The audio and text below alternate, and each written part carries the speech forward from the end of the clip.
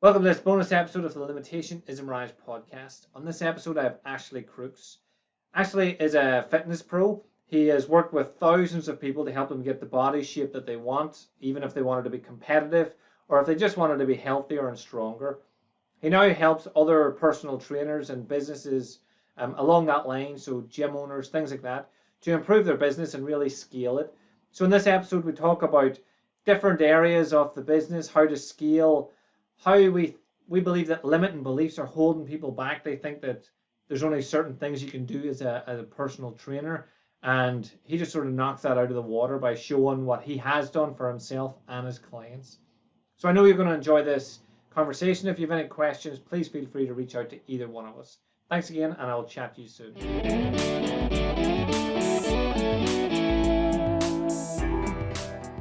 Hey guys, welcome to this bonus episode of the Limitation is a Mirage podcast. Today I am joined by Ashley Crooks from Ashley Crooks Fitness, and he's going to give you a brief introduction as to who he is, and then we're going to get straight into it. So Ashley, jump away there. Who are you? What do you do? What's the crack? No worries. What's up, guys? What's up, Liam? Quick introduction. Like, my name's Ashley, and I'm the owner of Ashley Crooks Fitness. Best way to describe it is as a consulting company, like where we have a straight fitness offer. We help people with any females with weight loss and body confidence and energy. And then alongside that, having built a pretty successful fitness business, and I now also coach other business owners, other personal trainers, how to do the same things that I've done over the last couple of years. Brilliant. I love that you added in the fact that it's not just weight loss, it's body confidence and energy. Because a lot of people in this industry do weight loss and they don't really care how they get the weight loss. But yours is a more optimal take for people so that they get longevity of life, not just fat loss. Would that be right? Yeah, totally. So yeah, body confidence is a huge thing. Like, going just below surface level, we all know people want to lose weight. It's pretty obvious, but it's why do they want to lose weight? And we know it's because mainly they want to look better, feel better, better energy, better health. For a lot of the more high performing people that we work with, they want to have better time management, less stress, better sleep, and better productivity. So, and we just take it on a little bit further, so it's not just another generic weight loss program that gets lost in the noise. How did you get? So you started off as a PT on the floor, and then what was it that just triggered in your mind to think, right, I can get off the floor and do this online and actually make a successful business from it? Yeah, it's a great question. I'll go right back to the start because I don't know if too many people know, apart from people who've been around since the start. But I was probably doing online coaching before I was on the gym floor, and like my actual Cool. very first clients were people that I was coaching having not even been on the gym floor, and it really just goes back to whenever I was 19, 20, because I have an engineering degree as well, and it's really like as starting to come out of that, and I was like, I wasn't really getting. Well, one, it didn't really light me up, so I didn't want to do it. And then two, like I was getting knocked back with job interviews and blah blah blah, probably because I didn't care that much about them. But it was really then, it's like, well, I need to figure out something here as to what I'm going to do. And like just like any dude back then, I was just obsessed with getting bigger biceps and etc. etc. So I had my own fitness ambitions and whatnot. So I was like, hey, let's go and see if we can help other people. So it just turned out like started helping some people free and close friends, and they were getting like amazing results. And I was like, cool, on to something here. And it was very basic spreadsheet, Excel kind of stuff and whatnot, prescribing diet plans. But it went from there. And then I remember just going and getting into the gym the next day after my finals, and that was pretty pretty brutal. Looking back, taking spin classes, like I've done all the stuff people hate. But I just found really, really quickly that I was able to generate clients and get very good results quite quickly. And I guess back then, like when Facebook was a bit more free, and like 9, 10 years ago, the organic reach was Mm, substantial. Like I remember a lot of my posts and blowing up because nobody else was really, really using it 10 years ago. Like personal training isn't what it is now. And I was yeah. early-ish in the game. So I was just really able to maximize very quickly using social media. Being good at what I done was important, but then actually going and showing people and telling people and getting on social media. And it was nothing super fancy, but so it kind of like really snowballed organically quite quickly with that. And I was doing the personal training side of things. Obviously, I had a lot of local interest At that time, diary was completely full, charged more than any other personal trainer. But I don't have a defining moment that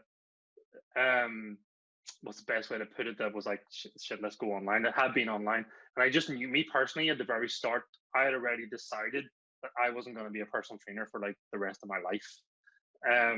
before I even got into that. So it was always like the game plan to have that online business, or that freedom, and etc. etc. But I knew back then the quickest way to go and get real momentum was, let's just go dominate the gym floor, and then we can scale it up.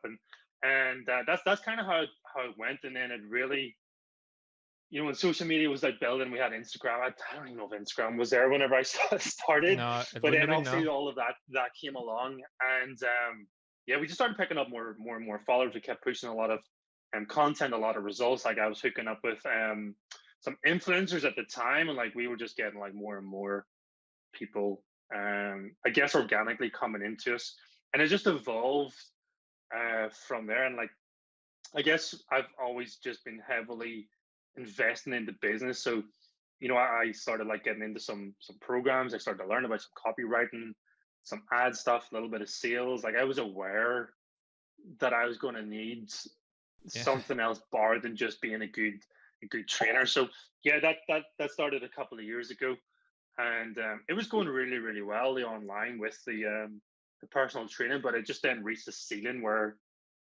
and the I guess the online coaching side of things was almost outweighing like the gym floor stuff. But I kind of didn't want to give up the gym floor stuff. It felt a little bit still secure, Hmm. if that's even a Yeah. word. But now we can see in the last couple of months that there's nothing secure and really about it. And it was a couple of years ago then I was like, right, I need to, there's enough momentum here with the online things. Like I just need to go and go dominate that. So I just started really scaling back the gym floor hours. Took me about a year to do that, and to really stop talking about it. Like, any clients who left or got what they wanted, not getting replaced, more time going in the online side of things, and steadily kept growing. And then, the more time I just put into, the deeper I went into marketing and learning sales, and the better it got. There's a few things that I'd like to touch on. Initially, you were saying like you went in and you did the spinning and all the stuff that people hate. Do you think that really helped you understand what clients are actually after and how to run a business, and what needed to be done and what you didn't want to do Yeah, within the industry? yeah, that's a good question. I'm unsure. I just know I didn't want to be a fucking spin instructor. After doing that, Yeah. and so I did. And the main thing for me at that time, obviously working for somebody else, they were taking a huge cut of what I was doing. So the money sucked. Yeah. Like it was like £200-300 a week. As I had this, isn't really going to like get me any like decent standard of living and whatnot. So that was a huge driver for me.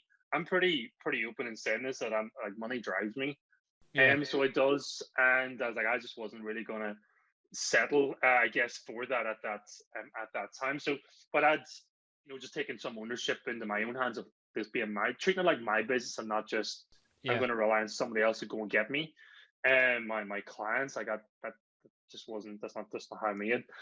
So it was from there, and then I only spent like 6 months in that gym, and I was fully booked, and like fully booked in the way that I was bringing business to that gym, Hmm. like from 0 to 6 months out, which is quite cool. I was like, at that point, I'm like, I'm out of here. Yeah. It, And mu- so I am. And yeah, it I must. just went to Sorry. another gym where I just could pay some rent, like a couple hundred a month, and pocket the rest. And like instantly, like revenue was where I wanted to be there and then. It must have been weird being on the floor, because you were saying there that you were charging more than the other PTs. So I've been around a lot of PTs over the years, and I imagine that would have created a bit of friction between them. Like, how dare you charge more than the £15 an hour or whatever it is that people, someone randomly decided this is an hourly fee for PTs, and then so was there much friction on the floor when you were doing that, or? Yeah, yeah. You said I could say what I wanted, so I'll just be honest. Like, and I stopped caring what people thought like a long time Uh, ago. yeah, that's what I thought. So Yeah, I did, like, because I used to get like, I mean, going back, I used to be, I'm not claiming this as any kind of title, but I was definitely one of the first ones in the local area to start talking about clients eating chocolate and all of this kind of stuff, like the flexible diet. And like I was really yeah, going against the hardcore side of things. I took a lot of hate for that back then, but after all of that there, I really stopped giving a fuck about what people thought. yeah. at that point. So I didn't really care that much. And for me, like it's my business, and like if I want to get what I want, then I've got to go and do things in my way. So no, it didn't really create any friction. I mean, I wasn't reliant on any gym to bring me any clients, any revenue. It didn't matter. I could be on a different planet, and I could have still got clients if I wanted to. So it was all good, but it really just came around like demand outweighing supply. There was only one of me. Yeah. People were happy to pay. I was doing a great job. It was done in an ethical way, and results were amazing.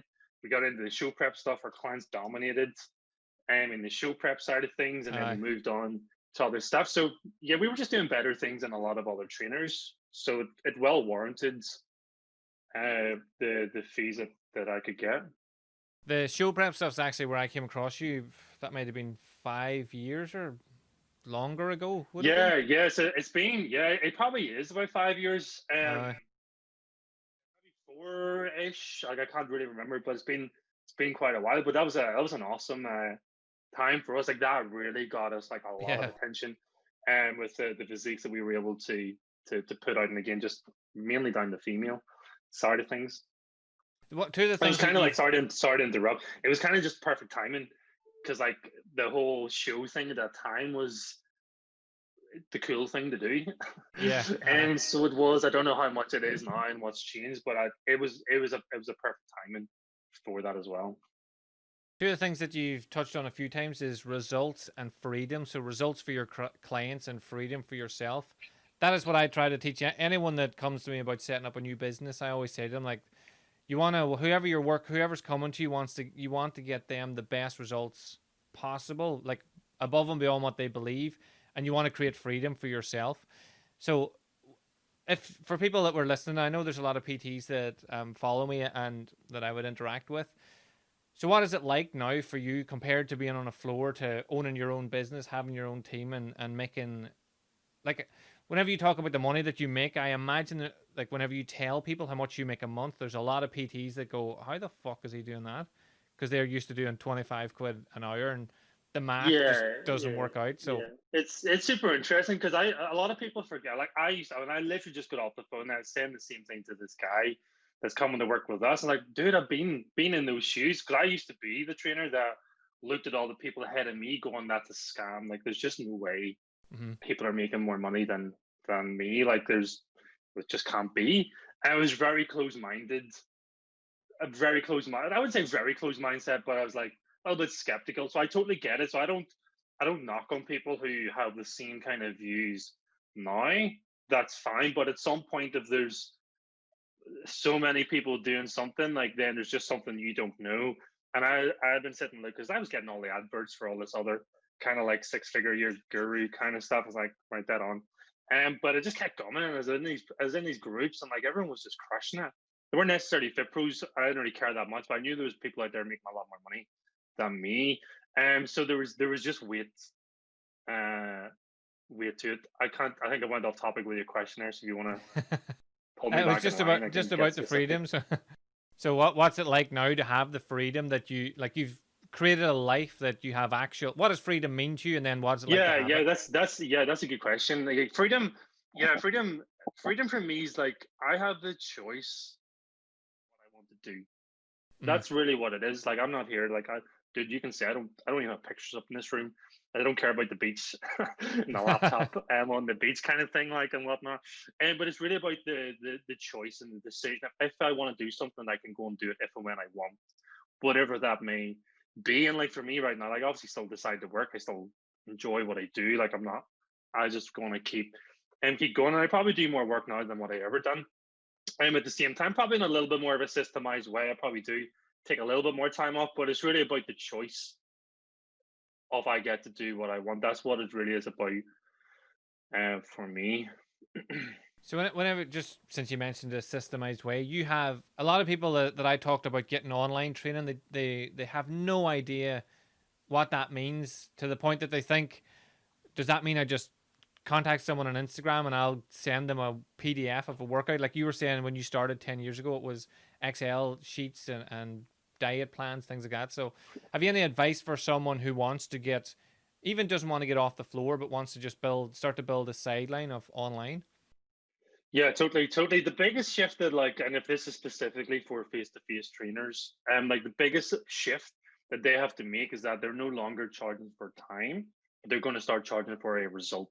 And this is what Yeah. I was even doing before I even left personal training, because I was doing like a hybrid thing where if somebody wanted to work with me, even on the gym floor, they had to go and get all the other stuff that I was doing online as well, like the Yeah. nutrition, the accountability, the check-in process, all of this here, because I knew that they needed all of that to get that result that they wanted. I don't I don't care. Like nobody's getting a result that they want spending 1 hour a week on the gym floor with a personal trainer.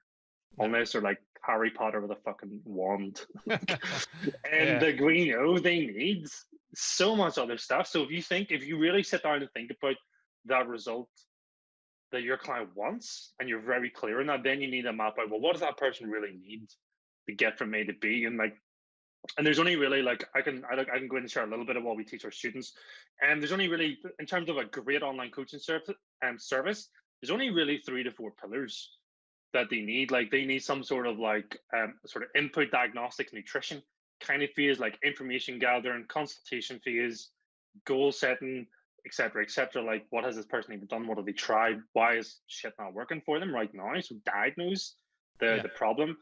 We know if and this is assuming like it's a physique transformational kind of thing that they want, well, the nutrition is probably the biggest problem. There's going to need to be some element of that in your online coaching program. You can't do that on the gym floor at all. The second kind of main thing then is like that training program.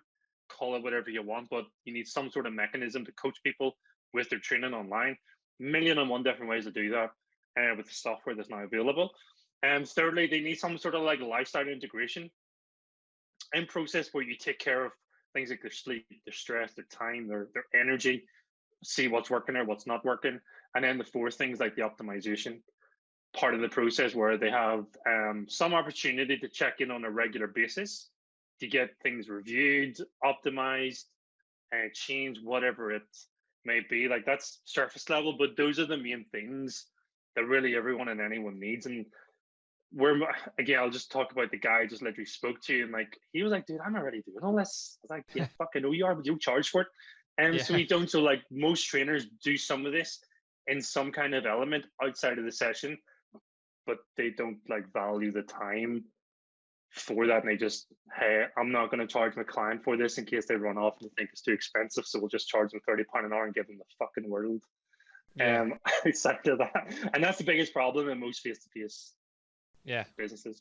It's funny, whenever you talk, you could take out the FitPro, and this could be about any business. I have worked with a lot of different corporates, and it's the same advice you're giving them.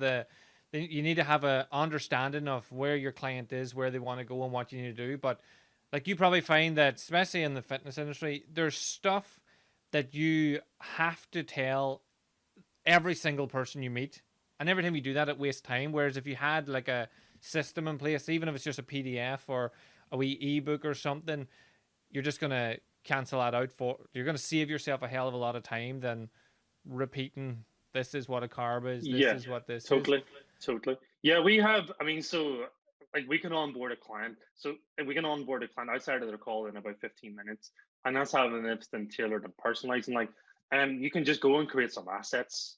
Mm-hmm. And like, if you're very clear on who you want to work with and very clear on the result that you get, there's going to be parts of the process are going to be generic Mm-hmm. because the same kind of things most people need. The spine of it's going to be the same. Really important if you're putting a higher value on it that you do make it specifically and personalized to that person. So I'll be open enough to say that most of the stuff we do for our clients in the fitness business is quite generic, Yeah.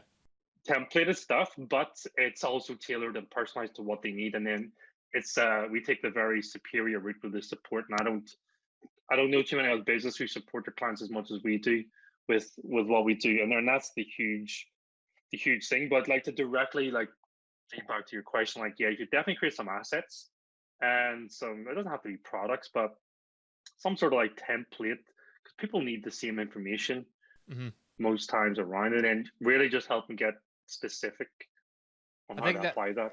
there's two levels to it. Like you can have it for a low end where you have like a video, even if it's just you talking and explaining a generic diet. And then at the high end one, you can find out what foods they like and what things they like and what they need for what Yeah, they're doing. It's probably why yeah. The main your thing result. Go on ahead. Yeah, sorry to interrupt. And like the main thing that I find between the low end of the low ticket stuff and the high ticket stuff is that they're not necessarily going to pay more for better information. So we don't mind giving away all the information Hmm. free or charging a low value for it. It's the implementation Yeah. of the information is the huge thing. Like they're going to need, let's use my fitness pal example. Like you can tell them what to do with their calories and their macros. That's fine. Go tell them how to do it. Most of them aren't going to be able to put that together in a practical way though, Yeah. day in, day out. So it's the implementation and the coaching that's really going to be of value to them. It's the same with the fit pros that we coach. We can give them information on how to go to do process X, Y, Z, but there's going to be bumps along the roads. Things are Hmm. not going to work. They're going to have challenges, and then it's the implementation and the coaching that's the value to the process. One of the things that I came up against when I started to work one to one with high end people was spouses or partners, loved ones, whatever. Do you notice that that can affect people's ability to stay on track? Like the partner doesn't like that they're getting fitter and healthier and looking fitter and healthier. Have you a way of subtly dealing with that, or do you just blunt force it? I know personally, I'm a sledgehammer. I just sledgehammer straight into it, but um, It's tough. We've had this come up one or two times with our fitness clients. We only work with females on that side of the business, so it's always the husband. mhm, And that's that can be the problem. It's came up a few times in some difficult situations, but I mean, there's what I say to like, and we don't say this all the time. It just depends, but there's one of three things that's going to happen when one person wants to change in a relationship, and it's either the first thing being that that person is going to get 100% on board and actually start doing the program with them. They're going to start going to the gym. They're going to start tracking their macros. They're going to do all that kind of jazz. That's the best thing. That's the best yeah, outcome that's going to happen. And the second thing is that they're going to support them like that, and they don't really care. They're like, "Hey, you do you, go crush it," yeah, and they're not necessarily that interested in doing it themselves, and that's fine. That's still a reasonably good outcome. Hey, you go fix you, awesome, cool. yeah, I'm good either way. And then the third one is like where they get a little bit resentful hmm, and they almost like try to sabotage the other person's progress, like for whatever reason. Now, we don't, we're not marriage counselors, so we don't get into the weeds of it. So yeah, we don't like, that's a marital issue.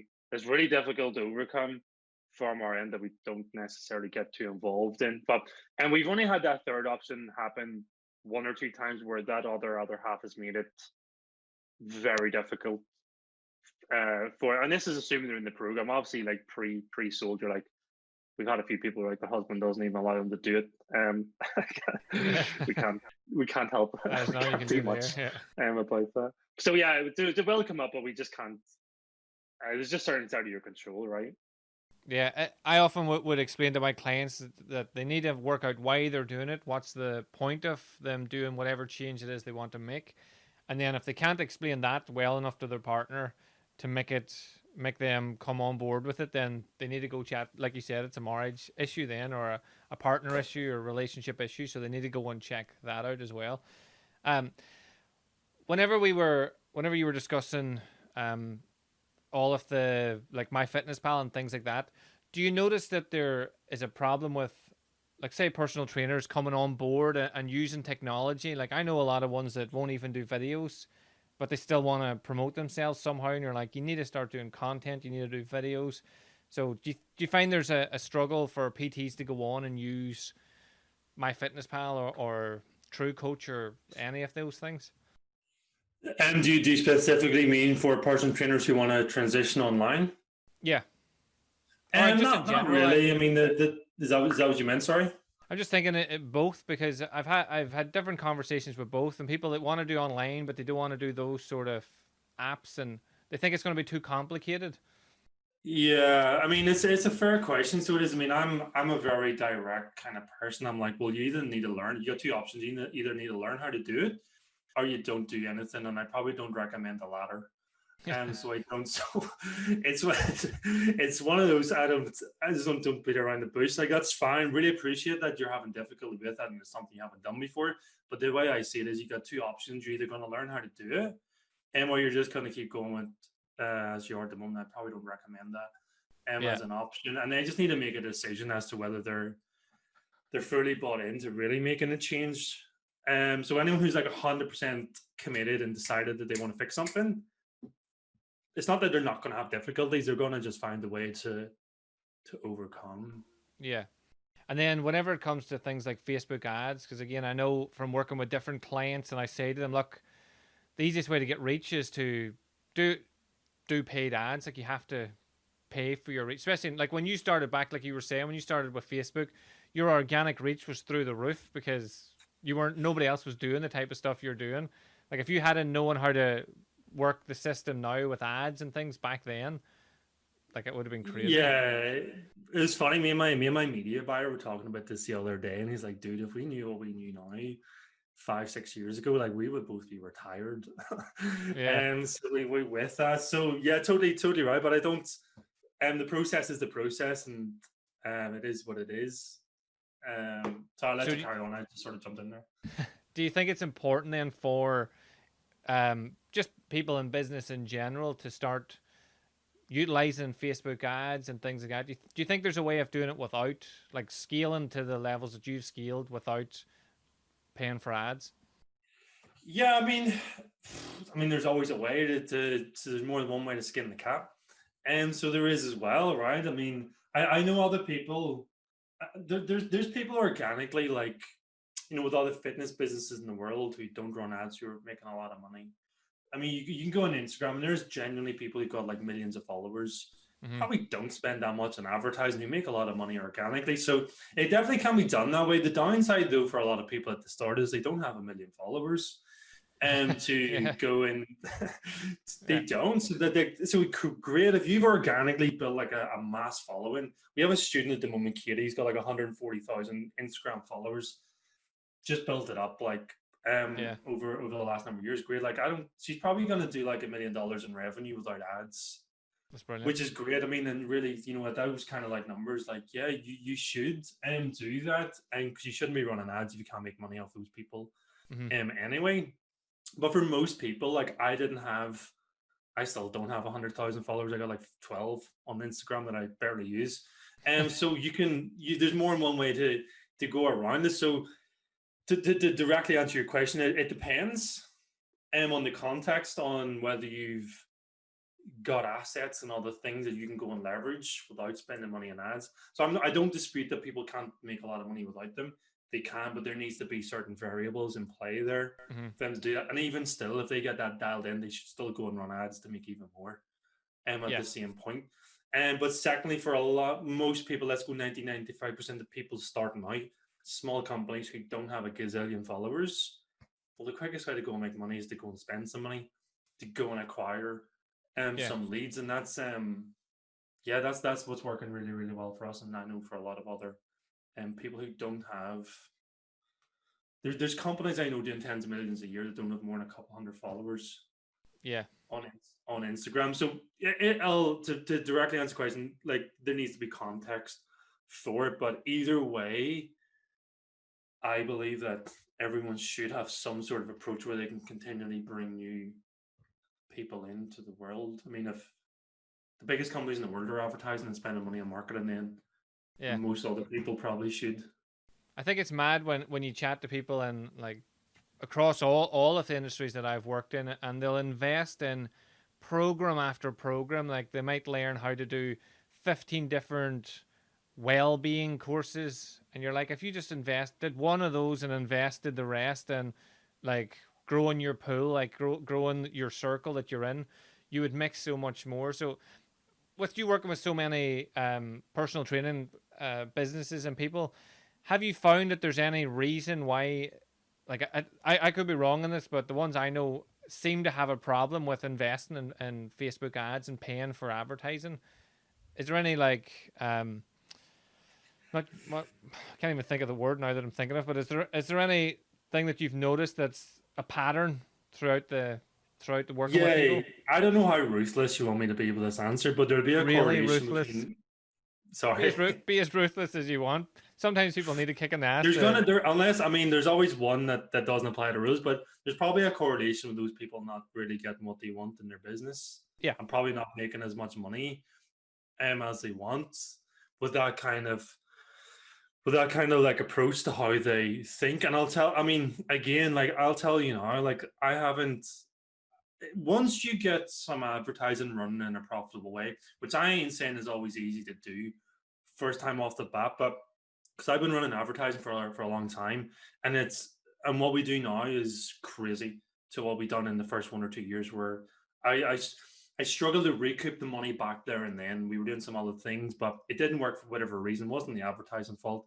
It was other things. But where we are now and how we scale advertising, like we're spending around 50K. We will spend 50K this month on advertising. It's going to be the most that we've ever spent in a month, and in a profitable way. And like predictably, it's going to bring back a lot of revenue. And there's nothing else out there that once you get something working like this, is going to get you a return as quickly as what advertising will. Because I'm going to make an immediate return, 2, 3, 4x on that advertising in the same month.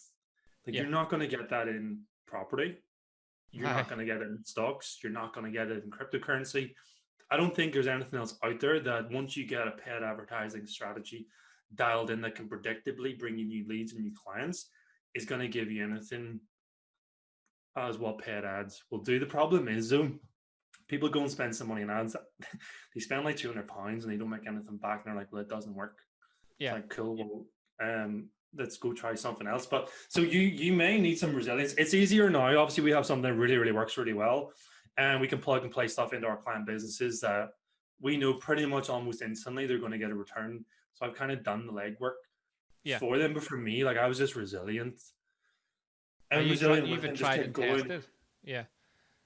You've tried and tested it throughout the whole time. So you've, it's not like you just threw out 50 grand on month one and hope for the best. No, definitely not. Like, I mean, it took us, I'd say the first year or two, I did not make money directly back from ads. We were building other assets like groups and emails. So we would have made a return via those things there. But the difficulty at that time was our ability and the ability we had to aggressively scale. We couldn't because it took us so long to go and get back that advertising money down the road, which meant I could only spend 1-2 grand a month at that time, which was fine. But now, like we can, like we spent 32 last month. I can now, that's a decent jump to 50. And if I make that back, I can go to 70. Like I can now just get very aggressive and I can just go buy more people quicker than other people and just keep fucking dominating. That's one of the get more clients. But you need to get it to that point where you're prepared to be a little bit resilient. It's not always going to work out the bat. We still have bad days with advertisement. So we do, like, shit doesn't work, things break, lead quality goes down, but that's part of the game. And like you're either signed up for that or you're not. You can't be 1 foot on, one foot off the bus. You're like either you're all in and prepared for the good and the bad. Yeah. Or don't get on the bus. It's funny that like the way you talk about your ad spend would be more a month than a lot of personal trainers would make in a year.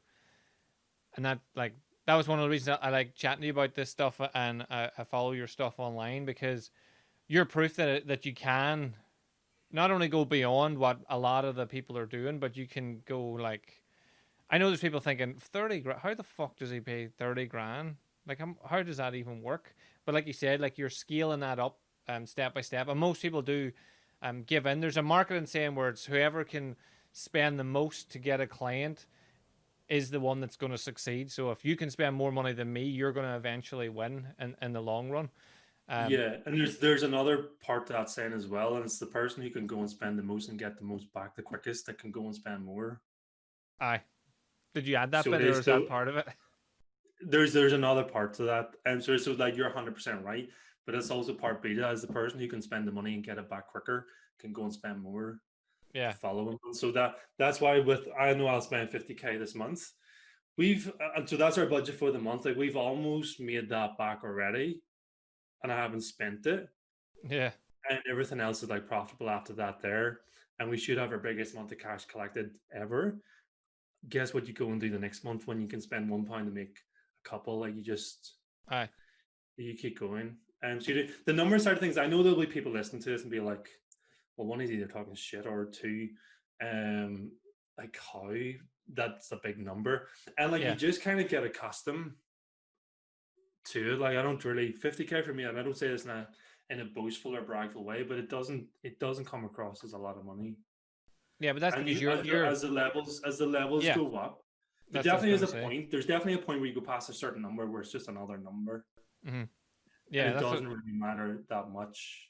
I was probably more scared to spend £5 a day at the start than I Yeah, was yeah. to spend the 50. We're spending like what 1,500 a day at the moment. But you kind of get a little bit accustomed to it, and the number doesn't really matter that much after a while.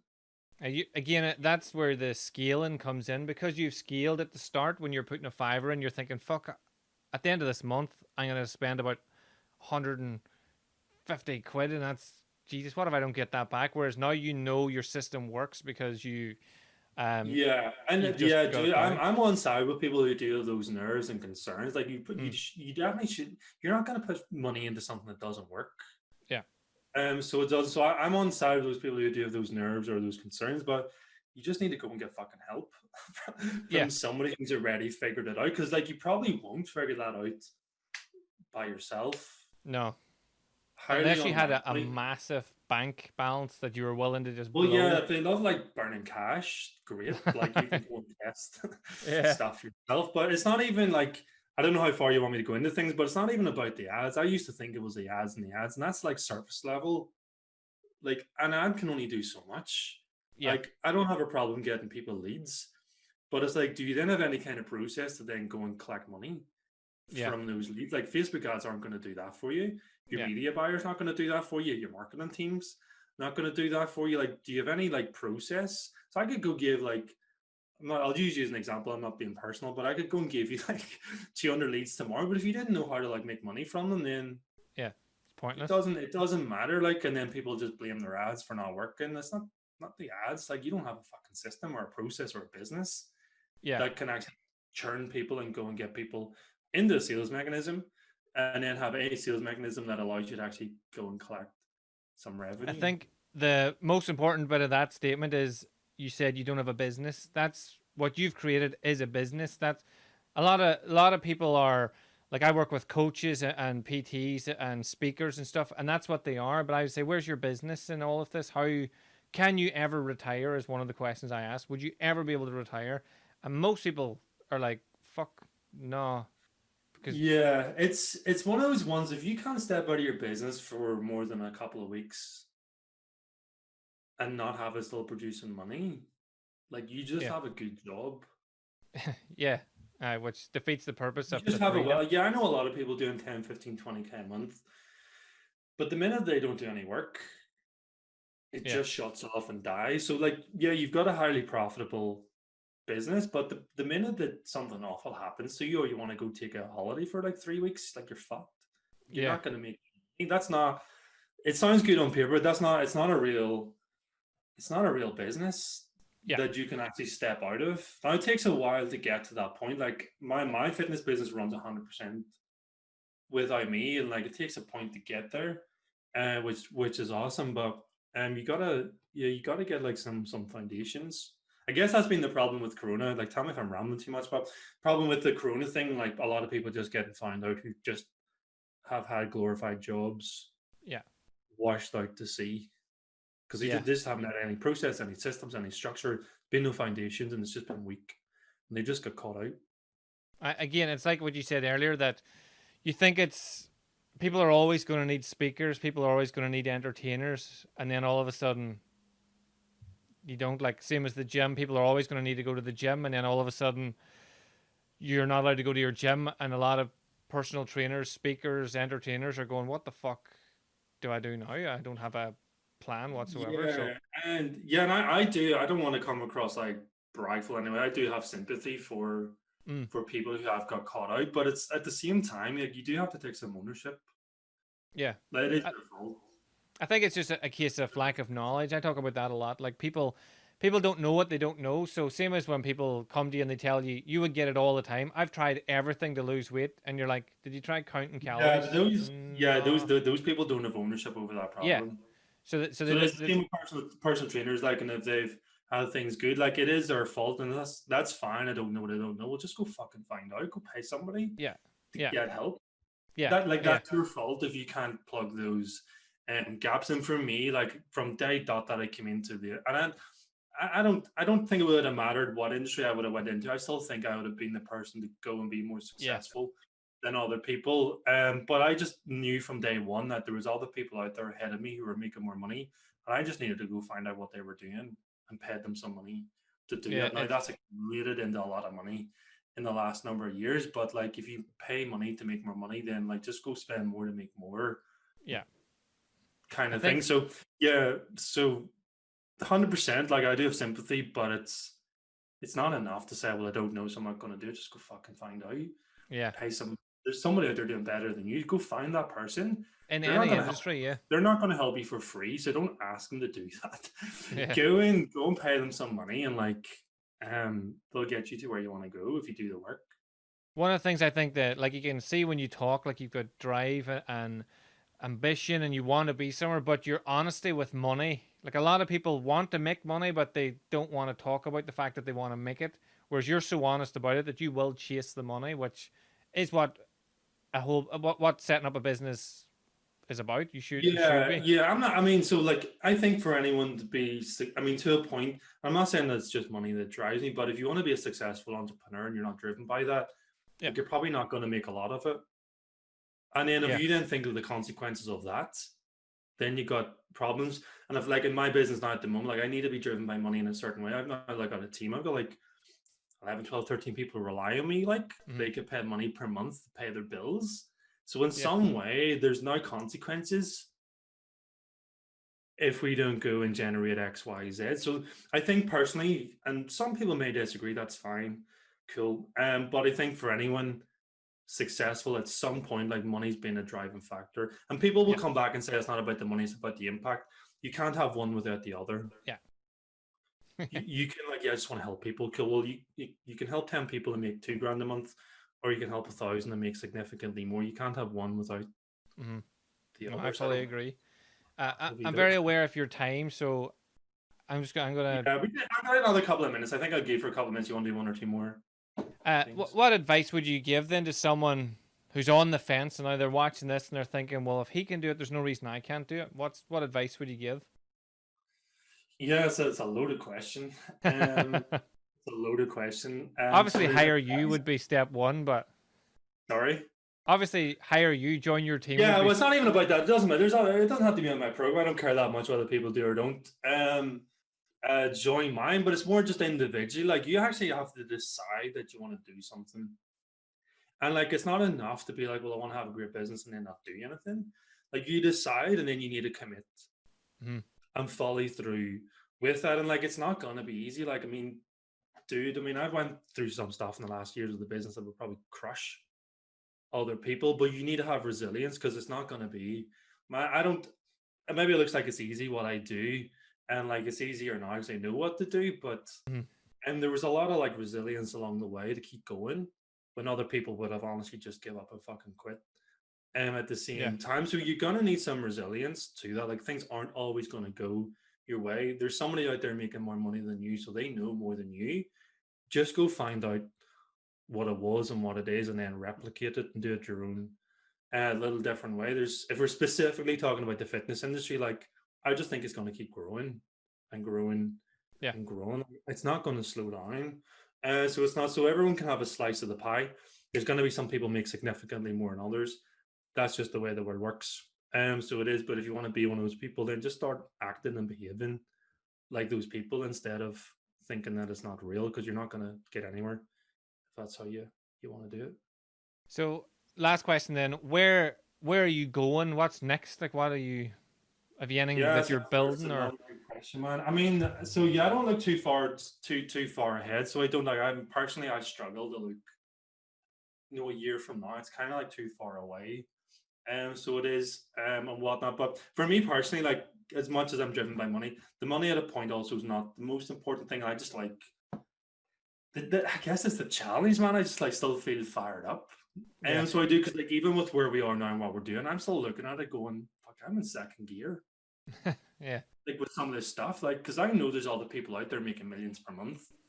So I'm in second gear still with some of this stuff compared to some people that are in my environment at the moment. So I'm like, let's go. Like, let's keep the foot on the gas. I mean, when you have something that works, it's like, let's just keep putting some more money and let's keep growing and going from there. So I don't have anything set for 12 months from now I'm going to be this and this, because I just struggle to look that far ahead. So I do, but yeah, we're just going to keep going up the gears. Cool. We have a really good thing going with our FitPro thing. We have a lot of people. We've even scaled some guys to 6 figures a month, and that's incredible. There's not a lot of people doing that at the moment. So I know we have a really good thing going on. There is a lot of other competition in the space, but I do believe that we're going to be one of the best, one on the top in the next couple of months. You can see it. You whenever you talk about all this stuff, it is all well and good, but it's when you see, then you do a live video with somebody who's went from 0 to 10K a month, or to 30K a month, or whatever it is. That's where the proof for me really is, for people to see it. So no matter how many, like you said it before, and you're bound to get haters, because we all get them, where you're full of shit and this doesn't work or whatever, but when you're constantly churning out people, I have like a member of my team has to go onto my advertisement every morning just to delete shit. Like it's almost like a full-time rule. And then when I used to do it just for fun and gigs, man, but it's not even worth my energy looking at it anymore. So I just have one of my team members, like one of their tasks in the morning is to go underneath my ads and delete everyone calling me a cunt and a wanker and underneath it, because it's pretty heavy duty. Like we get a lot of it, but that's fine. Good for those people. So it is what it is. But you just overcome. Yeah, that again. Whenever it's something I say a lot, and people say it a lot, but you seem to be like me, where you don't actually give a shit. I say it all the time. I don't give a fuck what people think of me. I want to help the people that work with me, but outside of that, like I do not care. Yeah, and you seen the same. I mean, it's again, there's context, because I do and I don't care. Like, I don't. If somebody's not going to be a client of mine and not going to buy from me, my process and what they think about me is very irrelevant. Yeah, very irrelevant. Like, if you're not going to be a client of mine, then I don't give a shit what you think about that. What I do care about is when people come in and invest in us, so that they can go get that outcome. 100%. Like me and my team are all in for that person. But anyone who's not on side, I mean, it's irrelevant, and most of them aren't anywhere near as successful as me anyway. So what's the point in even spending time? And I bet you 100% you've had people that have give you shit that have come back 6 months, a year later, and went, Ashley, dude, I mean, how do you do that? Tragic comments over the years, but I mean, you just look, it's just funny. I don't get involved. Like, we use the same people who were saying that years ago still say the same things now, but you look at where their business is and they're still doing the same shit. They're actually still personal trainers that haven't actually evolved. So it's like, man, you got other problems to worry about than talking about me. Yeah. I find the same, and then the odd one will come back about a year later and ask how you're doing it. Can I hire you? How does this work? How do you? Yeah, it's interesting, man. So I don't. As I said, I already stopped caring about all that stuff a long time ago. Yeah, I think that's something you need to, not even, like a lot of people say you need to develop a hard skin, but you need to just develop the ability to not give a shit about the negative, because it really isn't important. Yeah, and I'm pretty thick skinned. Like, I am pretty resilient. But I do know that there would be other people that would definitely struggle. Yeah. To go through, because dude, I've had some proper hate, like and stuff, man. Some crazy things, like. But so it would definitely knock some other people, but I just don't care. So I don't. But it can be. I can appreciate it may be difficult for some people to get to that point, but the sooner you can let that go, man, you're gonna have an easier life. And if they can't, they can just hire someone like your teammate that just goes in, deletes it all before they even see it. Just go in and just get something deleted, man. But the other thing I've learned, I mean, leaving, like, we've even had people we've genuinely helped make more money. Other people have came in my team that have benefited from us, and like, they've just end up talking crap about us anyway down the road. So even the people that you help, there's always going to be a percentage that say that. So I'm like, cool, like, do you, but if you want to be, so you're always going to get a part of that. If you're going to be successful, most successful, most other people, that's part of the game. It is what it is. Like, if you're not down for that, then don't sign up for it. Yeah. So just to round up, where can people get in contact with you? Where's the best place to find you? Facebook. Facebook personal profile. It depends if they're specifically like fitness trainers. Like, we have our And we have a group where we talk a lot about what we do. That's the Grow and Scale Your Online Fitness Business by Ashley Crooks. And that's the name of the group. Aside from that, there's obviously Instagram and stuff. I don't have the fancy website. I don't have any of that jazz. So Facebook's a good place to start. But shows you don't need any of that jazz because of how successful you are without it. Yeah. Well, that's another podcast. I'll link everything up anyway. Actually, I really appreciate you coming on. I really enjoyed the talk. So thank you very much. And for everyone who tuned in, thank yous, and I'll speak to you again.